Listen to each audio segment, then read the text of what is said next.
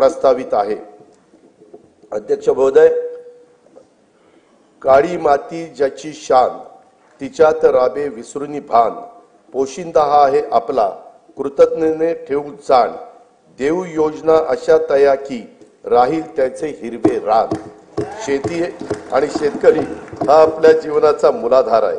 त्यांच्याबद्दल कृतज्ञता व्यक्त करून मी आता शेती आणि शेती संबंधी क्षेत्राच्या योजना आणि तरतुदीकडे वळतो। नानाजी देशमुख कृषी संजीवनी प्रकल्पाचा दुसरा टप्पा 21 जिल्ह्यातील 7201 गावांमध्ये राबवण्यात येत असून या प्रकल्पासाठी सन 2025-26 मध्ये 351 कोटी 42 लाख रुपयाचा नियतव्यय प्रस्तावित आहे। कृषी क्षेत्रामध्ये कृत्रिम बुद्धिमत्ता, अत्याधुनिक तंत्रज्ञानाचा वापराचं धोरण आखण्यात येत आहे।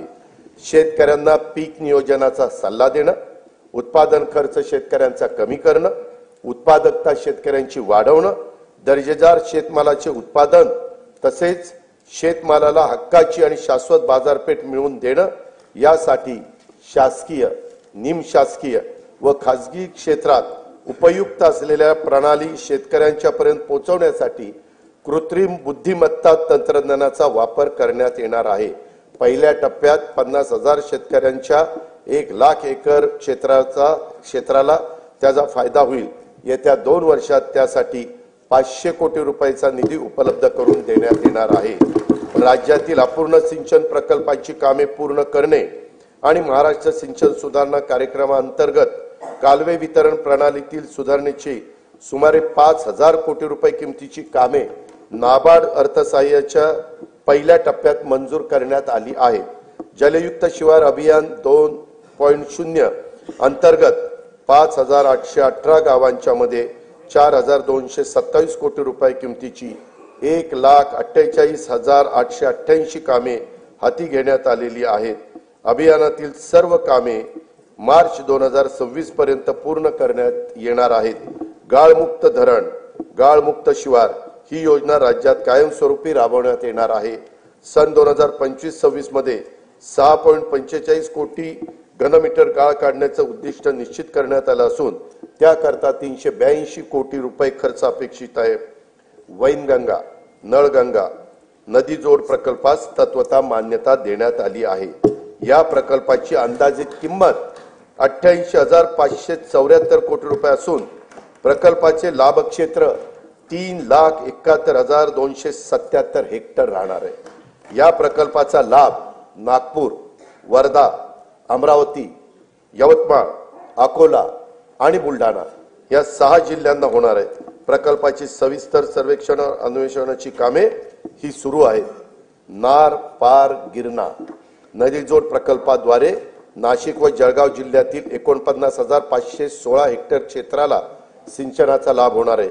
या प्रकल्पाची अंदाजित किंमत 7,500 कोटी रुपये आहे।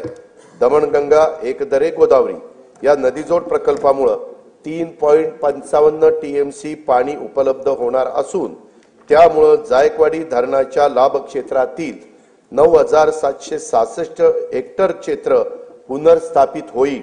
नाशिक जिल्ह्यातील 2,987 हेक्टर क्षेत्राला देखील यामुळे सिंचनाचा लाभ होणार आहे।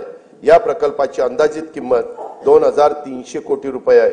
शासनाचा महत्वाकांक्षी तापी महापुनर्भरण हा 19,300 कोटी रुपये किमतीचा सिंचन प्रकल्प हाती घेण्याचे ठरवले आहे।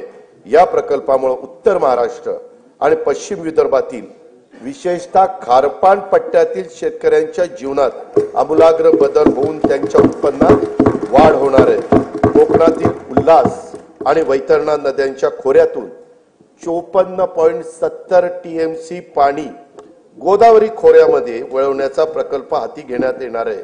यातून मराठवाड्याला 2,40,000 हेक्टर क्षेत्राच्या सिंचनासाठी पाणी उपलब्ध होईल।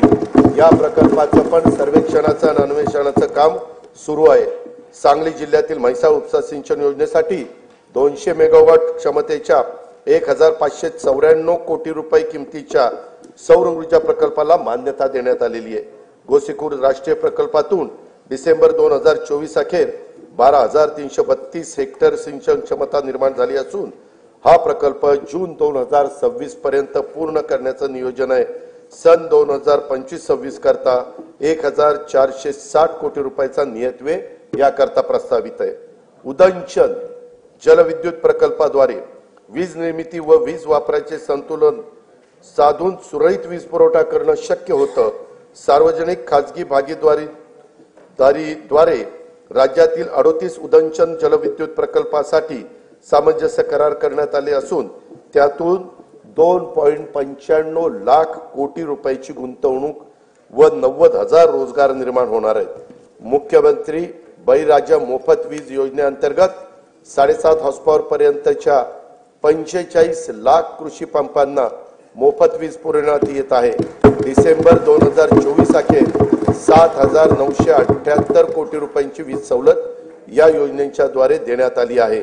केंद्र शासनाच्या राष्ट्रीय नैसर्गिक शेती अभियानांतर्गत 2,13,625 लाभार्थी शेतकऱ्यांना येत्या 2 वर्षासाठी 255 कोटी रुपयांचा निधी उपलब्ध करून देण्यात येणार आहे। ग्रामपंचायत स्तरावर स्वयंचलित हवामान केंद्र उभारण्यात येणार आहेत, त्यासाठी देखील आवश्यक तो निधी उपलब्ध करून देण्यात येईल। राज्यातील सर्व नगरपालिका क्षेत्रातील सांडपाण्यावर प्रक्रिया करून त्या पाण्याचा वापर उद्योग आणि शेतीसाठी करण्यात येणार आहे। त्यासाठी 8,200 कोटी रुपये किमतीचे प्रकल्प हाती घेण्यात येणार आहेत। राज्यातील बांबू उत्पादक शेतकऱ्यांना प्रोत्साहन देणे, बांबूला बाजारपेठ उपलब्ध करून देणे आणि बांबू आधारित उद्योगांना चालना देण्यासाठी राज्यात 4,300 कोटी रुपये किमतीच्या बांबू लागवड प्रकल्प राबवण्यात येणार आहे। संयुक्त राष्ट्र संघाने सन 2025 हे वर्ष आंतरराष्ट्रीय सहकार वर्ष म्हणून घोषित केले आहे। त्या अनुषंगाने राज्यात विविध कार्यक्रम महोत्सव आयोजित करण्यात येणार असून त्यासाठी पुरेसा निधी देखील उपलब्ध करून देण्यात येईल।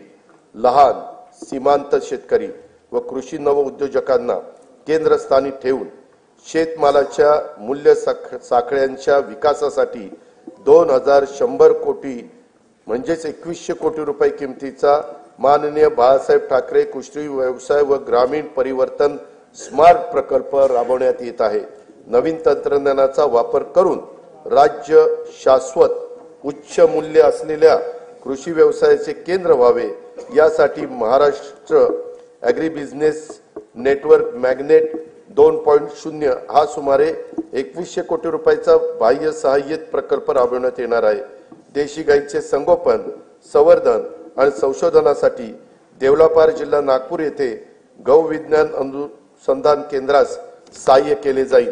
नवी मुंबईत महामुंबई आंतरराष्ट्रीय बाजार, मुंबईत मरोळमध्ये आंतरराष्ट्रीय मत्स्य बाजार तसेच आरमोरी जिल्हा गडचिरोली येथे रेशीम कोष खरेदी विक्री बाजारपेठ स्थापन करण्यात येणार आहे। ज्या तालुक्यामध्ये बाजार समिती अस्तित्वात नाही तेथे किमान एक स्वतंत्र बाजार समिती स्थापन करण्याचे ठरवण्यात आले। त्यासाठी एक तालुका एक बाजार समिती योजना राबवण्यात येणार आहे। कृषी क्षेत्रातील 16,000 मेगावॉट विजेची मागणी हरित ऊर्जेतून पूर्ण करण्याचे उद्दिष्ट ठेवण्यात आले आहे। शेतकऱ्यांना दिवसा विश्वासार्ह वीज पुरवठा करणं शक्य व्हावं यासाठी 27 जिल्ह्यांच्या मध्ये मुख्यमंत्री सौर कृषी वाहिनी योजना 2.0 मधून 2,779 विद्युत उपकेंद्रासाठी सौर प्रकल्प हाती घेण्यात आले असून ते ऑक्टोबर 2026 पर्यंत पूर्ण होणार आहेत। जानेवारी 2024 पासून आतापर्यंत 2,90,129 सौर कृषी पंप स्थापित करण्यात आले आहेत। सध्या प्रत्येक दिवशी 1,000 पंप या गतीने सौर कृषी पंपाची स्थापना करण्यात येत आहे। बी बियाणं, यंत्रसामुग्री, खते आणि शेतमालाच्या वाहतुकीसाठी महत्त्वाच्या असलेल्या शेत व पाणंद रस्त्याच्या बांधणीसाठी बळीराजा शेत व पाणंद रस्ते रामटेकच्या धर्तीवर ही योजना सुरू करण्यात येणार आहे। सन 2025-26 या वर्षासाठी कार्यक्रम खर्चाकरता कृषी विभागाला 9,710 कोटी रुपये, पशुसंवर्धन, दुग्ध विकास व मत्स्य व्यवसाय विकास विभागाला 635 कोटी रुपये, फलोत्पादन विभागाला 708 कोटी रुपये, मृद व जलसंधारण विभागाला 4,247 कोटी रुपये, जलसंपदा व खारभूमी विभागाला 16,456 कोटी रुपये, मदत व पुनर्वसन विभागाला 638 कोटी रुपये, रोजगार हमी योजना विभागाला 2205 कोटी रुपये, सहकार व पणन विभागाला 1178 कोटी रुपये, अन्न नागरी पुरवठा विभागाला 526 कोटी रुपयाचा नियतव्यय प्रस्तावित आहे. महिला, बालके, युवक, गरीब व वंचित घटकांवर लक्ष केंद्रित करून त्यांच्यासाठी अन्न सुरक्षा, निवारा, पिण्याचे शुद्ध पाणी, आरोग्य सेवा, शिक्षण सुविधा आणि रोजगार स्वयंरोजगाराच्या संधी उपलब्ध करून त्याद्वारे सर्वसामान्य माणसांच्या जीवनात गुणात्मक बदल घडवण्यासाठी राज्यात लोककल्याणकारी योजनांची अंमलबजावणी करण्यात येत आहे. त्या दृष्टीने राज्याचे आरोग्य आणि ज्येष्ठ नागरिक धोरण हे जाहीर करण्यात येणार आहे. सर्वांसाठी घरे हे उद्दिष्ट येत्या 5 वर्षात साध्य